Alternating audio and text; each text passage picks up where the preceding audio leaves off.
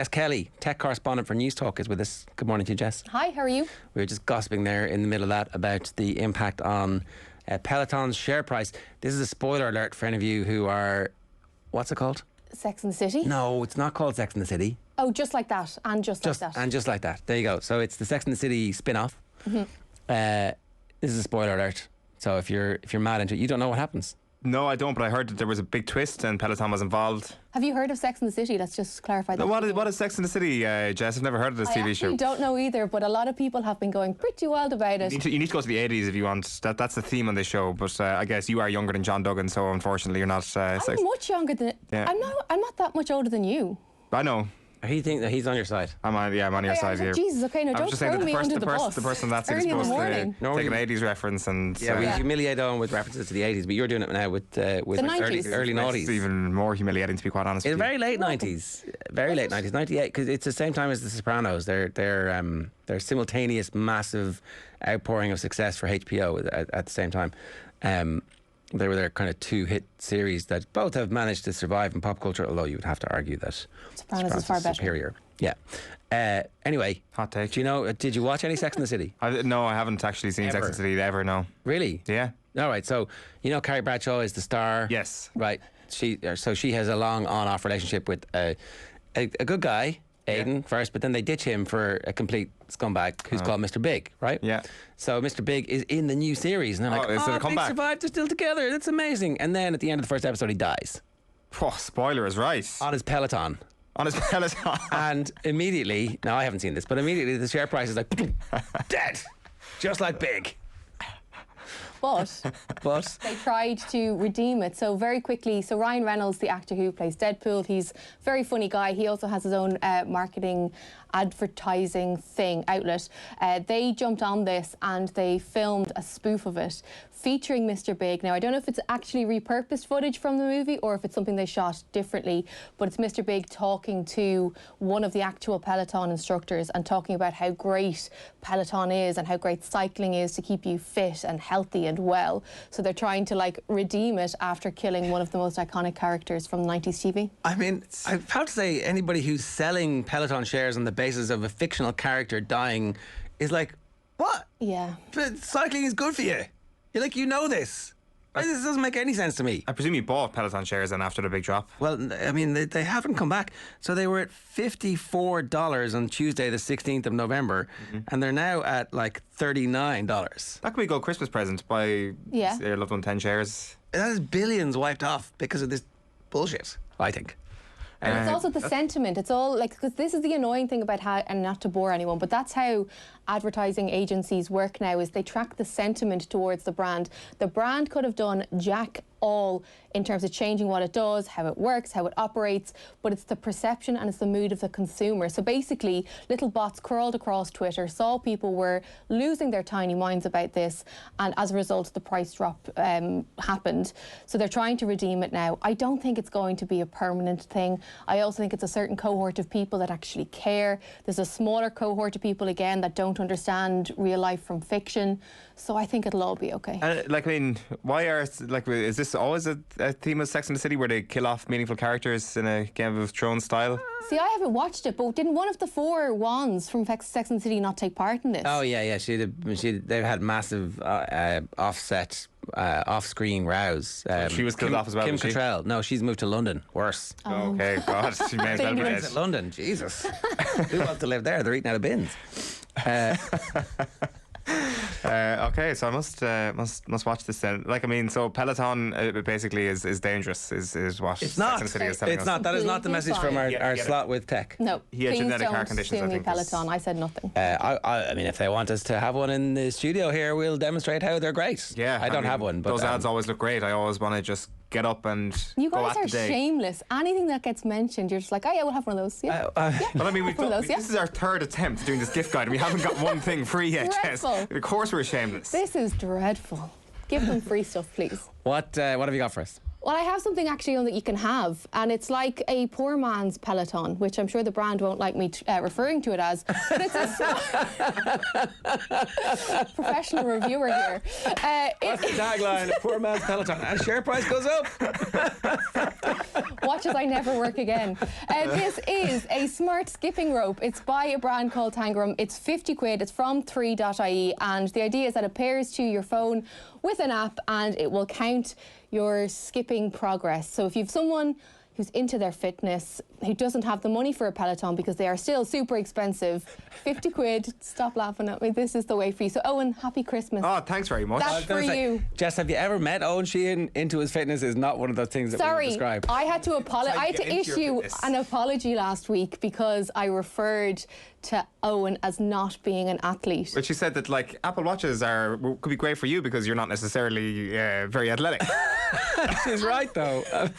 Well, I had to issue a formal apology, so there you go. On this show over the last couple of years, Owen has remembered how to cycle, kind of learned how to cycle, and then learned how to swim, and then both promptly forgotten how to do both. The pandemic killed my swimming progress. Can you skip?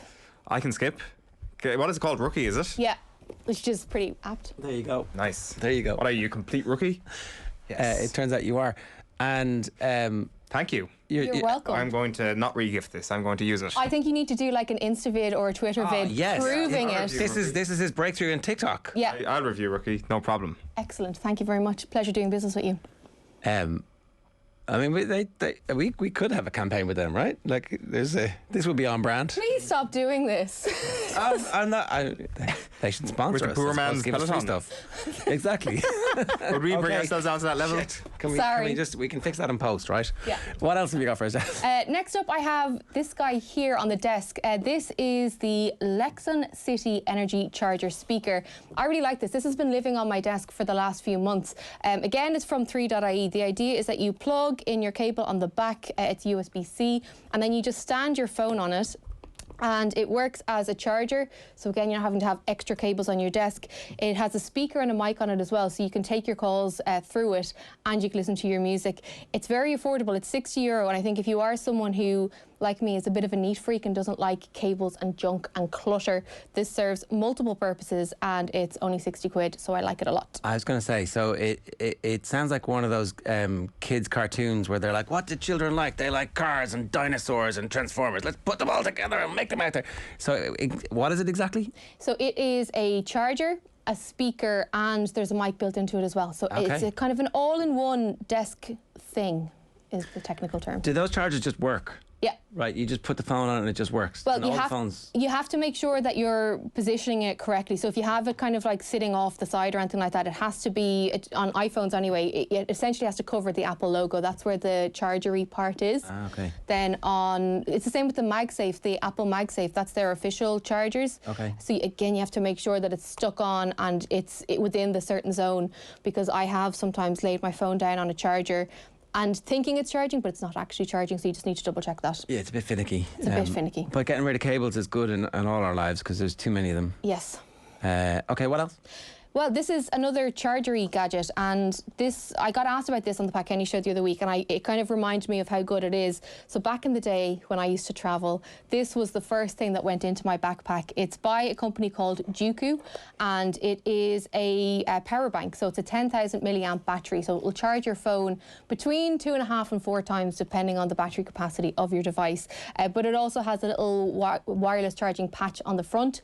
So again, you can just lay your phone down on top of it if you forget to bring a cable with you when you're out and about, or it has multiple ports. So it has 2 USB ports, a USB-C port and a micro USB port as well. So it can charge pretty much everything, and it's €70. So it's a staple for me when I used to travel and have fun in my life. Would you be interested in swapping that for a Rookie? No. Okay. Thanks though. That's a bit of a shame. Try. That looks class. That would be that would be an excellent. Okay, I'm going to give it to you because this is so tragic. Happy Christmas. Oh my God. Do you want the Rookie back? No. Look at me. Oh my God, you're so shameless. This is actually embarrassing. I'm going to HR about this. I mean, I'm going to HR about you and everybody else, really, the bullying campaign that's underway here.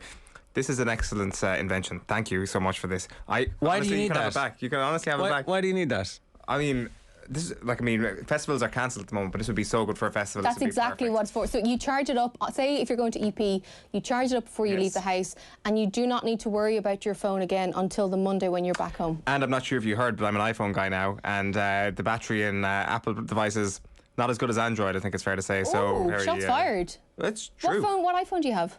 12. Yeah, no, the 13. There's a big leap on the 13. There you go. Do you have an iPhone 13 to review this morning that you might give to Happy somebody in the Christmas, studio? Owen. You can go and whistle now for the rest of this, I'm afraid. Wow, this is like the most profitable moments of your life. It really is. Now you're going to have to do some exercise, Owen, so with every yin there's a yang. Well, I mean, there's a small price I'm willing to pay for. So can I talk to you both just briefly? You mentioned about like life used to be good. What is life like? Are you both kind of like surfing the slumps at the moment? Life was good for a month or two, I want to say. I'm not sure what your experience was. I kind of didn't embrace it, like the restrictions being lifted. I was still kind of waiting for everything to calm after the initial lift. So I feel like it's been 2 years. Like I can't really believe it's Christmas because I've constantly been waiting since March 2020 to be able to live my life a little bit, which is kind of grim and a little bit sad. And I can't wait to travel again. I can't wait to go to gigs again. I can't wait to go to festivals again. But I don't know, it's a bit grim. Have you travelled at all?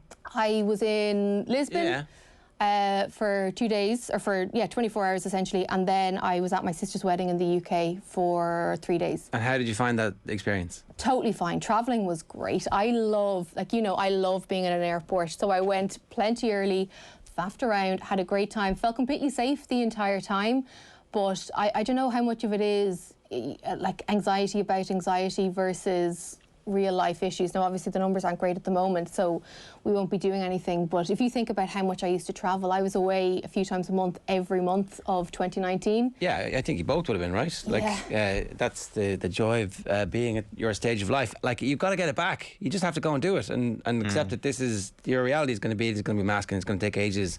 You're going to need booster shots every 6 months, but like get busy living and get busy dying. I'm absolutely subscribed to that theory. I think, the way everybody's asking for like an extra bank holiday or something, I think that the real move needs to be the government need to give all of us the opportunity to just subtract 2 years off our age and go back to the age that we were in March 2020. Again. That's all, I'm all about that. Congratulations. Big birthday this year for you. Thanks big so 3-0. much. This what is age would you be? 25, I think. 42 is the best age, I'm telling you. It is the best age. Life starts. When I hit that the first time around, I was like, I'm just going to stay here now. That's it. When people ask me forever, I'm just going to go until I can no longer get away with it, which it turned out was about 6 months. Does life start at 40? Is that true? No. You're in the sweet spot now. Okay. This is it. You better enjoy this right now. My life, because it'll disappear really quickly. What am I doing with my life? Okay, so back to the gifts. Yeah. Something Owen can't have.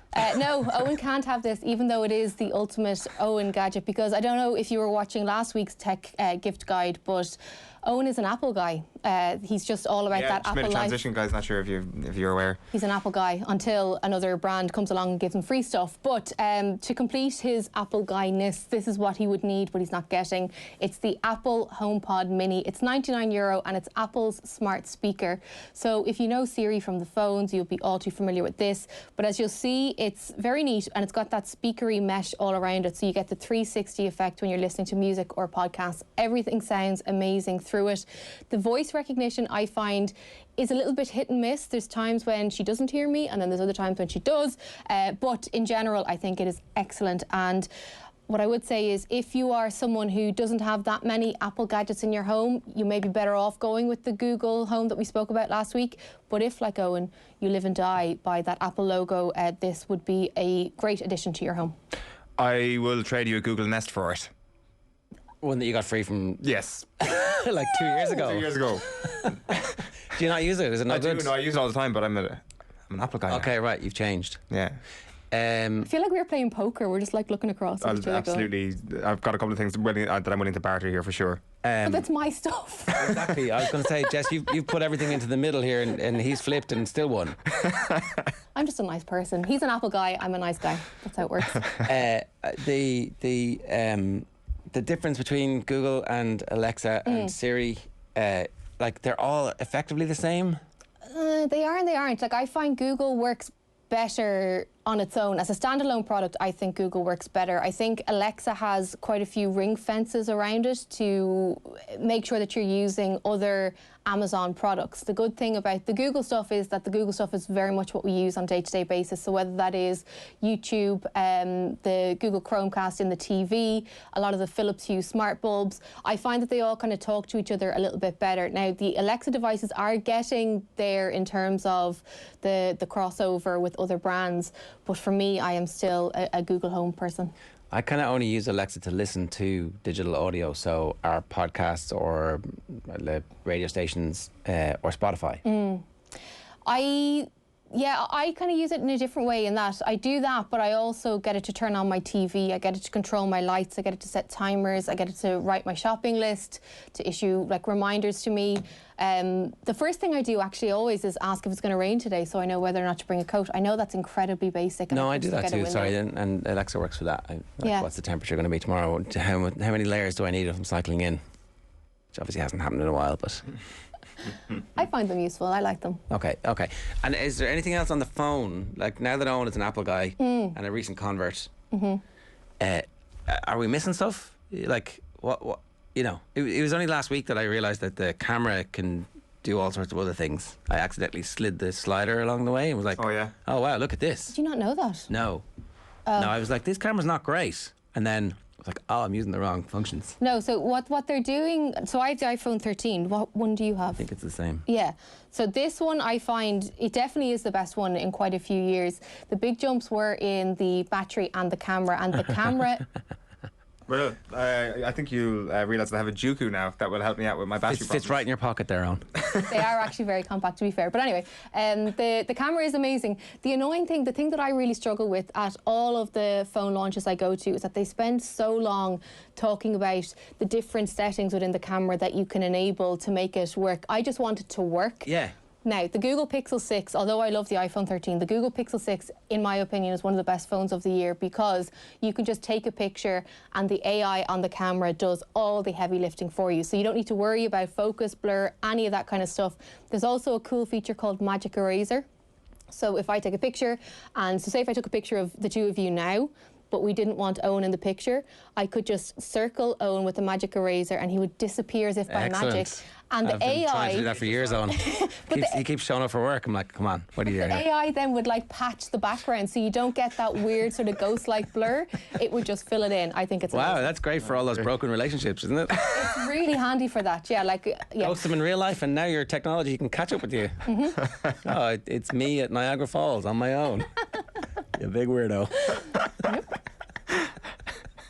Okay, this took a dark turn. Yep.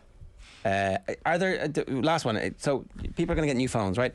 Are there easy? Like, is there a whole? I mean, I haven't looked. I probably should have, but I presume there are people on YouTube who will give you not like 4-hour long lessons about how to use your iPhone, because I still am using it the same way I would have used all the other phones, and thinking like, what's the big deal? There doesn't seem to be a big deal, and I don't feel like I'm missing stuff. Yeah, like there are tutorials on YouTube for that, but I think like on iPhones in particular, there's a little yellow icon with the light bulb, and it's called Tips. And if you just go into there, it will highlight different features. So whether that is within iOS 15, whether that is with other add-on devices like AirPods or Apple Watches, you can find ways to do it, but I do think a lot of it is just trial and error and playing around with it, because some of those videos, although I do have a series as well called Tech Bites you can watch on the News Talk YouTube channel, some of them get super nerdy, and I just think life is too short to be, you know, messing around with that sort of stuff.